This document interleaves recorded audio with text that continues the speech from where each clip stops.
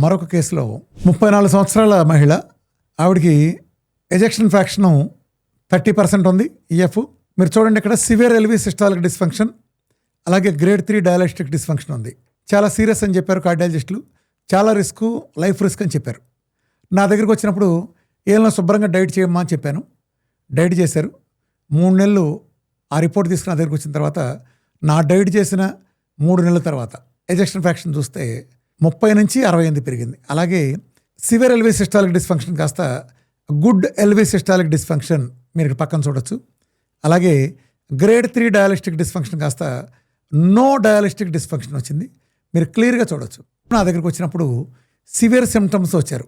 నడవలేకపోవటం, నడిస్తే విపరీతం ఆయాస రావటం, నా దగ్గరకు వచ్చినాక తమాయించుకున్నాక కానీ కాసేపుడు కానీ వాళ్ళు మాట్లాడలేకపోయిన స్టేజ్ నుంచి వాళ్ళ రెండరా చూసుకుందాం మాతో ఎవరు పరిగెత్తారనే స్టేజ్కి వెళ్ళారు వీళ్ళు. అంటే గుండె పంపింగ్ తీరు ఎప్పుడైతే మెరుగైందో, శరీరంలో ఉండే ప్రతి టిష్యూకి, ప్రతి ఆర్గానికి ఆక్సిజన్, న్యూట్రియంట్స్ ఎప్పుడైతే పుష్కలంగా ఎజెక్షన్ ఫ్రాక్షన్ పెరగడం ద్వారా అందిందో, వాళ్ళు తిరిగి రిజనరేట్ అయ్యారు. వాళ్ళ ఏజ్ తిరిగి వచ్చింది. అద్భుతాలు జరిగినాయి. That's a miracle.